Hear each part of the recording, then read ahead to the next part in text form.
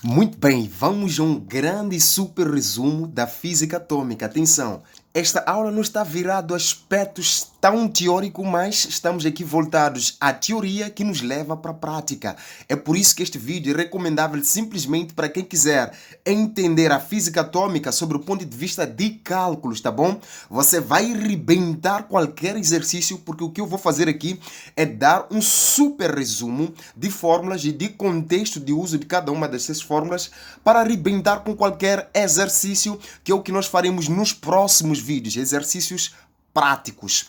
Portanto, vamos lá. Pedro da Glória aqui, minha missão tem sido essa em todos os tempos: reduzir a matemática, a física, a brincadeira das crianças. Se você não está inscrito no canal Capa Desperta, está perdendo. Se você não está reagindo neste vídeo, também está perdendo. Agora, se já tiver a esferográfica e o papel na mão, por favor, vamos à aula. Mas antes de ter essas duas ferramentas, não adianta assistir o vídeo, porque o que você vai fazer aqui é só sonecar, tá bom?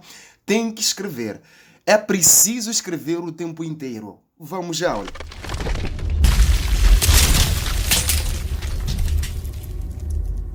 Muito bem, vamos lá aqui fazer um super resumo, um resumo top que nunca fiz antes, mas quero fazer aqui convosco. Vamos lá.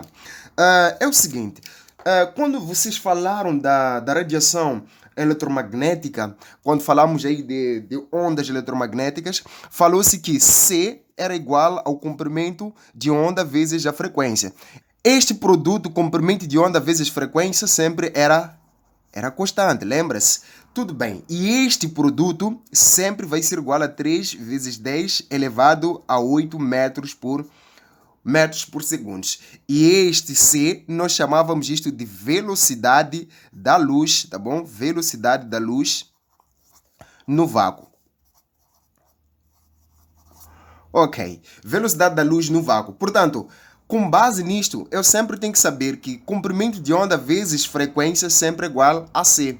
Ou seja, se eu quiser calcular aqui o comprimento de onda, é só mandar embora a frequência. Veja só, a frequência, quando zanga, uma vez que está a multiplicar, passa para lá, divide. Você passa a ter C sobre F, igual ao comprimento de onda, tá bom?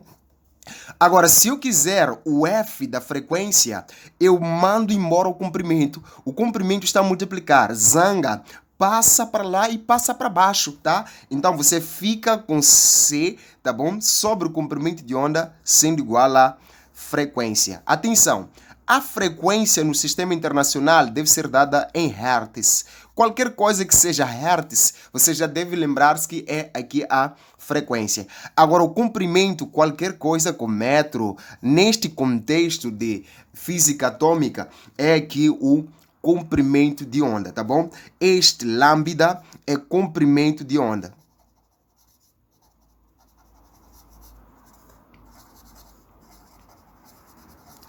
Aqui, enquanto que o F é frequência, tá? Frequência.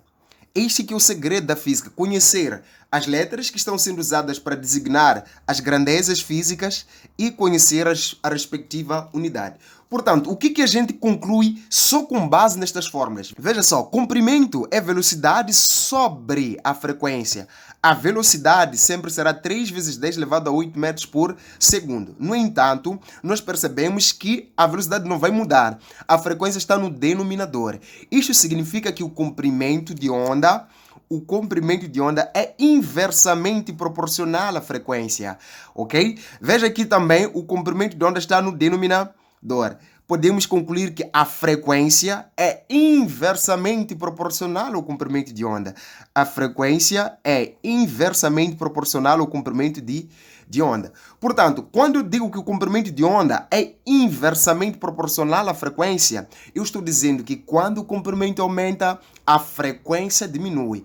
Quando a frequência aumenta, o comprimento diminui. Então, o mesmo posso concluir através desta expressão: quando a frequência aumenta, o comprimento diminui. Quando o comprimento aumenta, a frequência diminui. Então, são inversamente proporcionais. Um cresce, o outro diminui. É assim como nós devemos entender estas duas grandezas, tá bom? Agora, como é que você vai concluir que esta grandeza é inversamente proporcional ou diretamente proporcional? Sempre que estiver no denominador, comparado com o que estiver aqui, nós vamos dizer que são inversamente proporcionais. Veja só, comprimento de onda, frequência no denominador. Então, como frequência está no denominador, são inversamente proporcionais. Um cresce, o outro diminui. Tudo bem. Isto daqui é o que eu preciso saber. Agora, com base nisto, devo conseguir deduzir esta fórmula e conseguir deduzir também esta fórmula. Agora que você sabe disto, vamos falar da energia segundo a proposta do Planck, tá bom? Segundo Planck, a energia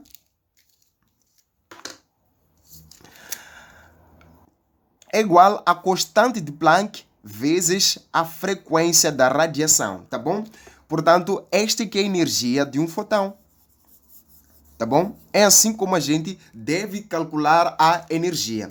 Agora, este E quer dizer energia, né? Energia.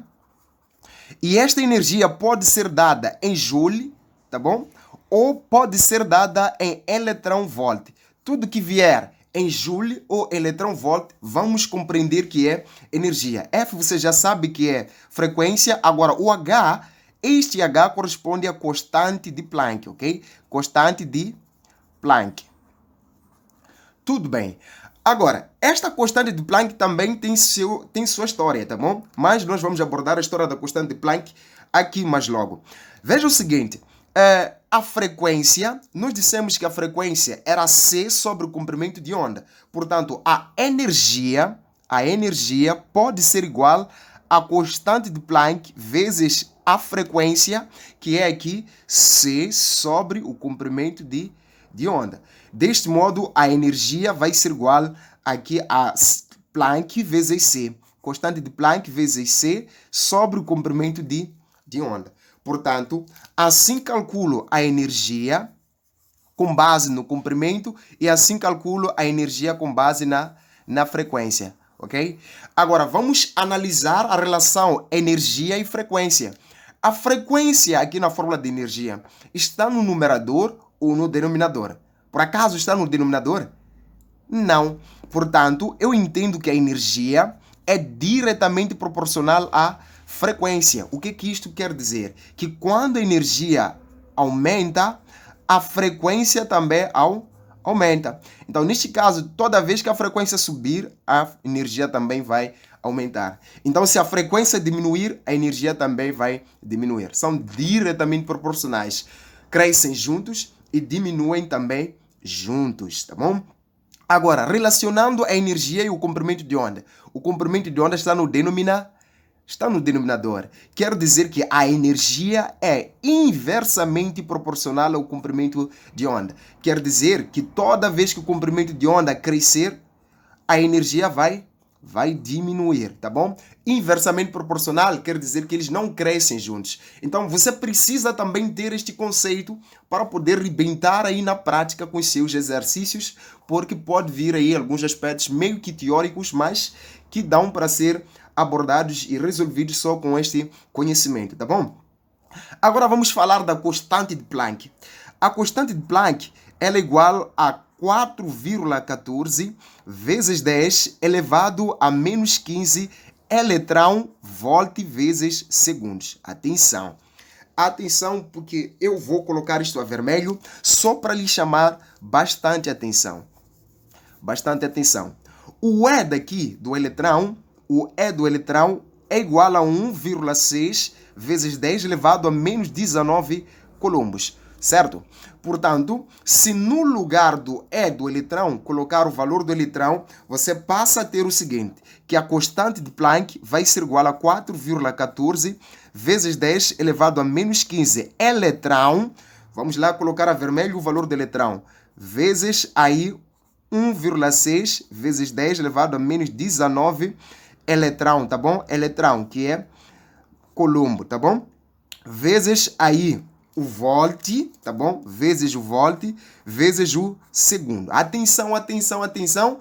Pegue a calculadora agora e faça este valor vezes este valor. Eu não farei, infelizmente, porque não tenho aqui uma calculadora. Ai, ai, ai. Eu só confio na cabeça, sinceramente. Vamos lá. Aqui, este vezes este, isso vai ser igual a 6,5 624 vezes 10, tá bom? Menos 15 mais menos 19 vai ser igual a menos 34. Colombo vezes volt vai ser igual a Joule vezes aqui segundo. Portanto, temos aqui a constante de Planck em electron-volt e aqui também em Joule. Por que nós temos duas constantes de Planck? Na verdade, é uma só constante de Planck, mas dada em unidades diferentes. Preste atenção. Eu disse que a energia poderia ser determinada em Joule ou poderia ser determinada também em electron-volt. Você deve pensar da seguinte maneira. Toda vez que eu quiser a energia em Joule, eu devo usar esta constante de Planck também em Joule. Fica mais prático. Mas toda vez que eu quiser a energia em electron-volt, eu uso a constante de Planck também em electron-volt, tá bom? Então, o valor da constante de Planck é um valor tabelado, tá bom? Você não precisa, dependendo do contexto, quase que nunca precisamos calcular, porque sempre será quase dado, tá bom? Sempre será quase dado, abre aspas, tá bom? Senão você diz que eu disse que sempre será dado, tá bom? Mas em caso em que não te dão e o contexto da pergunta não pede para calcular, você usa esses valores já padronizados. Então, esta é a proposta de energia segundo Planck. Agora, temos a questão daquele negócio de efeito fotoelétrico que você também precisa levar muito a sério, tá bom? A questão do efeito fotoelétrico e a proposta do efeito fotoelétrico é algo que deve ser levado muito a sério, porque nós temos a aplicação prática deste negócio também para a construção de painéis solares, né? Portanto, veja o seguinte, querido amigo aluno aí deste lado. Vamos supor que você tem um metal qualquer, tá bom? Um metal no seu estado puro. Você tem um metal aqui puro, tá bom? Este metal puro possui uma determinada energia, tá bom? Possui uma determinada energia que nós designamos E0 ou simplesmente pode chamá-lo de φ0. Esta energia chamamos de função trabalho, tá bom? Esta energia chama-se função trabalho. Agora, esta função trabalho vai variar de metal para metal. Quando a luz monocromática incidir sobre este metal, ok? Quando a luz monocromática incidir sobre este metal com uma energia da radiação incidente, tá bom? O que vai acontecer aqui é que vai provocar-se a retirada de eletrões, tá bom? Vai remover-se alguns eletrões deste metal. Vão sair alguns eletrões com uma certa velocidade, né? Porque para sair é preciso ter velocidade. Então, esses eletrões vão ganhando velocidade. Portanto, este fenômeno, todo ele que é designado fenômeno fotoelétrico. Portanto, se a pergunta for o que é um fenômeno fotoelétrico ou efeito fotoelétrico, você vai dizer que o efeito fotoelétrico é um efeito que consiste na extração de eletrões de uma superfície metálica quando nela incide luz monocromática de frequência F, tá bom? Então, este processo todo, quando a luz incide sobre o metal, provoca-se retirada de eletrões, chama-se efeito fotoelétrico. Agora, você precisa analisar alguma coisa. Esta energia que é emitida aqui, a energia da radiação emitida, esta energia é esta que nós mostramos aqui, tá bom? É esta energia que você calcula como sendo constante de Planck vezes a frequência. No lugar de frequência, você poderia colocar C sobre comprimento de onda. Deste modo, a mesma energia tornava-se aqui Planck vezes C sobre o comprimento de onda. Agora, esta função trabalho, você calcula da seguinte maneira. A função trabalho, há quem usa E0, mas há quem prefere usar φ0. É a mesma coisa, tá? Não é para emagrecer neste vídeo.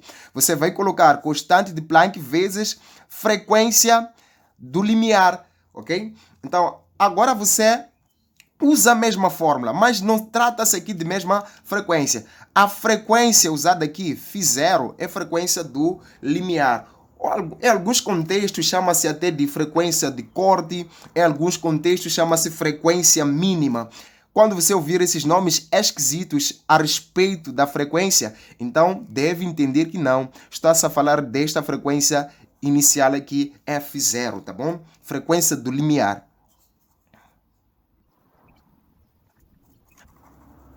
Frequência do limiar fotoelétrico, tá bom? Fotoelétrico, elétrico. Portanto, agora, uma vez que a frequência aqui é mínima, você deve recordar-se o seguinte. Frequência é mínima. Qual é a relação frequência e comprimento de onda? Frequência e comprimento de onda são inversamente proporcionais. Quando um é maior, o outro é menor. Esses não crescem juntos, né? Então, você deve entender o seguinte, que quando a frequência é mínima, o comprimento de onda é máximo, tá bom? Quando a frequência é mínima, o comprimento de onda é máximo. Portanto, a função trabalho, aqui eu vou chamar de E0, tá bom?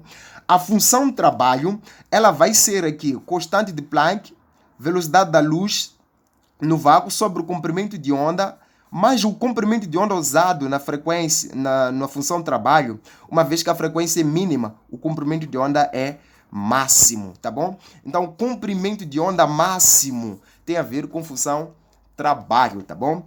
Frequência limiar ou do limiar, frequência de corte, frequência mínima tem a ver com função trabalho. Então, é assim como nós calculamos a função trabalho do metal qualquer, tá bom? Preste atenção, guarde estes códigos. Guarde muito bem estes códigos.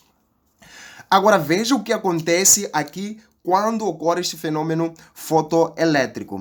Veja o seguinte, eu vou até escrever a vermelho porque é uma fórmula altamente importante. O que acontece aqui?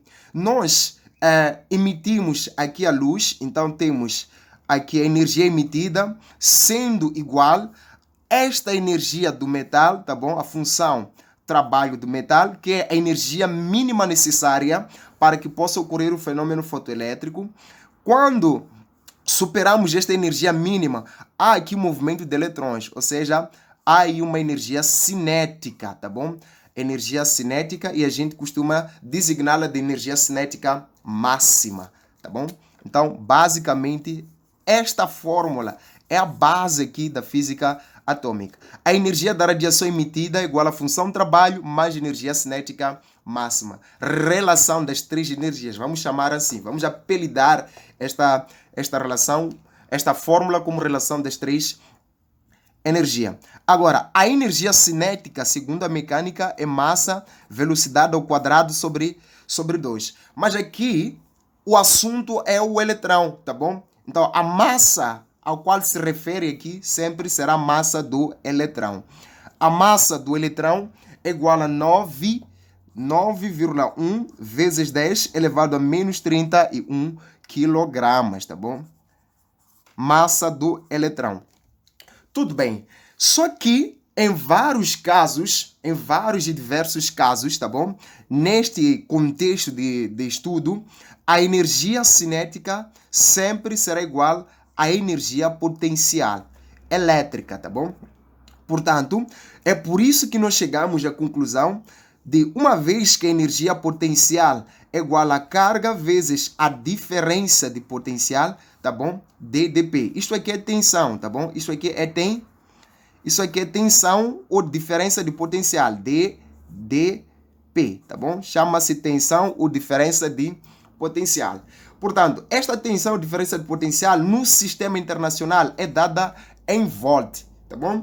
Qualquer coisa que vier volt, você deve te fazer recordar que não, é o delta U, tá bom? Diferença de potencial. Então, guarde essas chaves, porque no lugar da energia cinética, você já tem liberdade de dizer que a energia cinética vai ser igual a Q vezes delta U, tá bom? Energia cinética também pode ser Q vezes delta U, porque energia cinética é aqui energia potencial.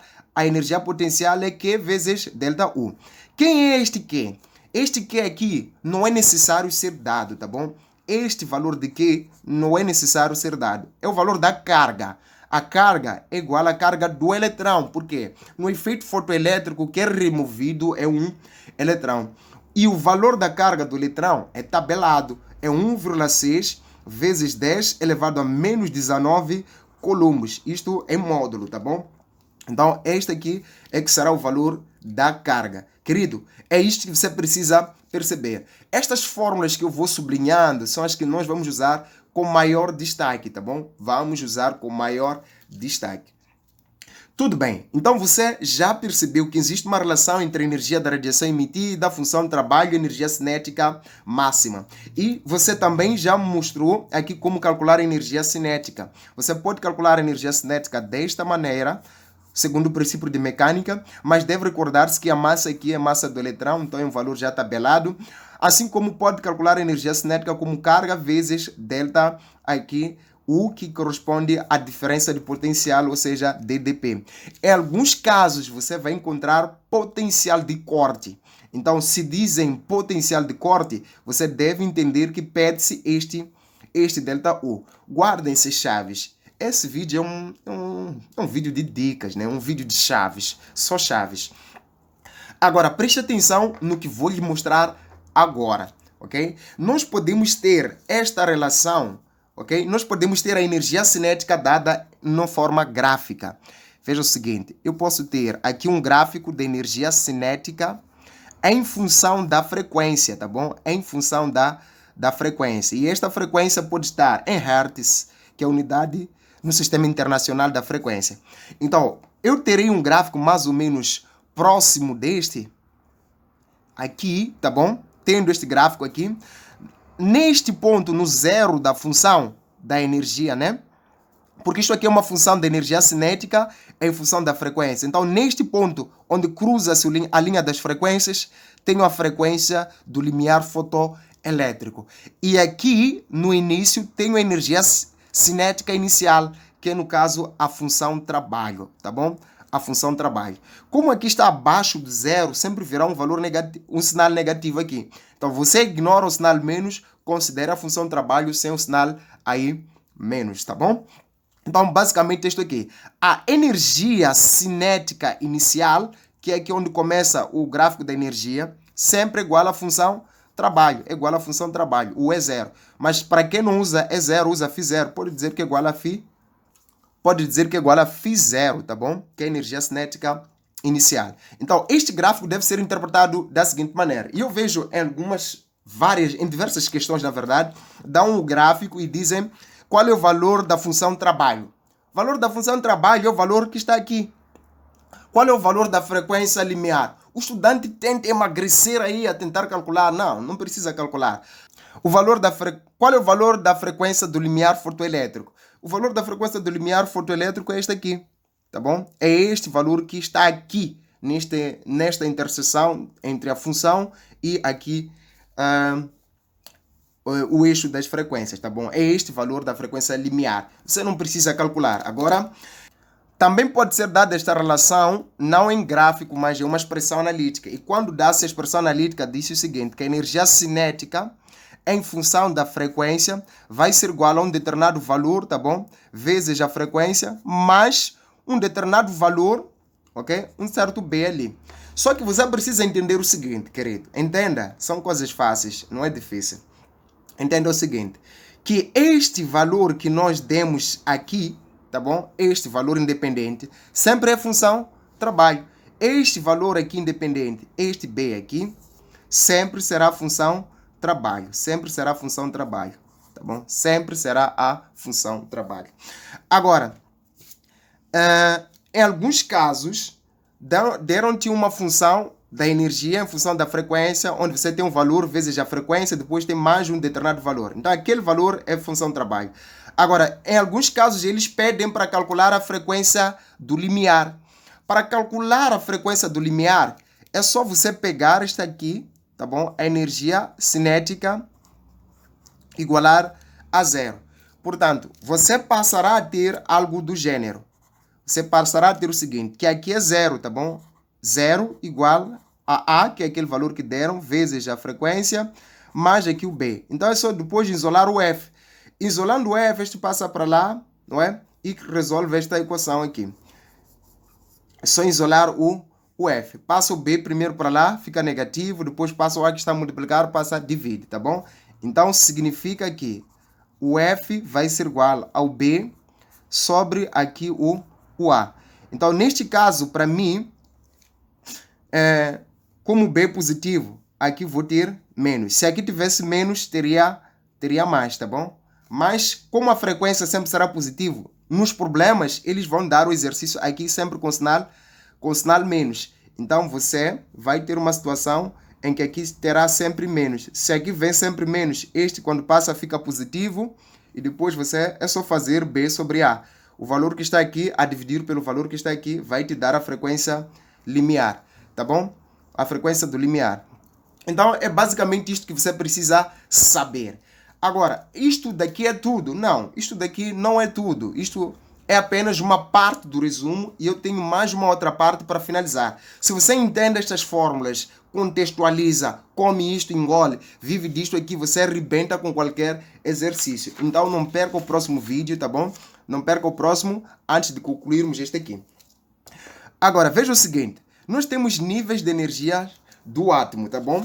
Aqui nos níveis de energia do átomo, nós não vamos falar muita coisa. O que eu quero fazer aqui é usar um idioma totalmente rasgado, mas para poder comunicar consigo de forma mais fácil possível que eu puder usar aí. Tá bom. Níveis de energia do átomo, existe ali o postulado de Born, né? Então, basicamente, o que você precisa saber aqui é como este vídeo está voltado para a prática, nós teríamos aqui várias coisas por indicar. Por exemplo, esta transição daqui para aqui tem um nome. A transição daqui para aqui tem um nome. A transição daqui para aqui também tem um outro nome. Mas esses nomes para nós aqui não nos interessam neste momento. O que interessa a nós? Você deve entender o seguinte, que os eletrões descrevem órbitas circulares bem definidas em torno do núcleo. Um eletrão só pode estar numa órbita que corresponde ao seu nível energético, não emitindo radiação, tá bom? Então, nós temos aqui os níveis energéticos segundo aquela distribuição eletrônica que você aprendeu na química. Aquelas coisas de primeira camada suporta 2 eletrões, segunda camada 8 eletrões e tal, por aí vai. Você vai fazendo a distribuição eletrônica sabendo que você tem a camada K, depois tem a camada L, depois tem a camada M, depois tem a camada N e por aí vai, né? Então, segundo a distribuição eletrônica, você tem níveis energéticos, tá bom? Esses níveis energéticos são os que estão representados aqui. K, L, M, E. Agora, K é o nível energético mais interno, tá bom? Esta parte é mais interna. Esta parte é interna em relação a esta. Esta parte é interna em relação a esta. Então, quando vou para cima, saio para fora.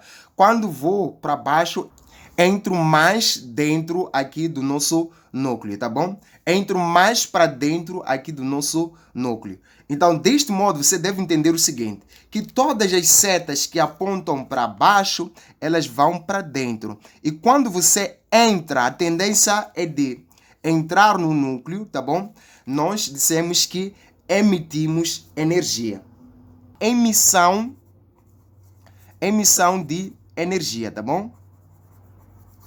Então, a emissão só ocorre quando saímos de fora para dentro. Agora, quando é que há absorção? Quando eu saio de dentro para fora, ok? Então, neste caso, dissemos que há absorção de energia, tá bom? Emissão, absorção. Agora, isto daqui, quando sai do nível energético para o outro nível de energético, nós chamamos isto de transição, tá bom?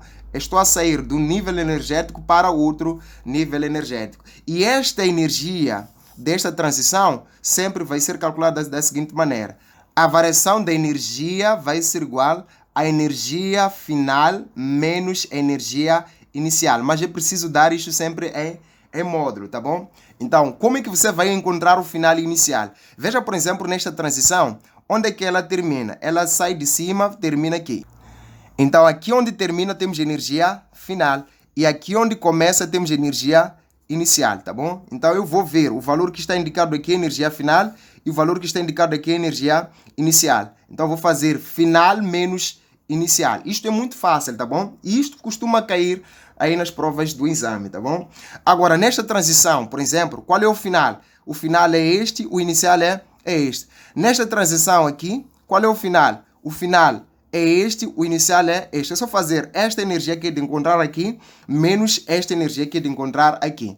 Agora, se a seta aponta para cima, é absorção. Se a seta aponta para baixo, é emissão de energia, tá bom? Então, seta apontou para cima, absorção. Seta apontou para baixo, emissão de energia, tá bom? Então, queridos, é isto que eu queria trazer para vós.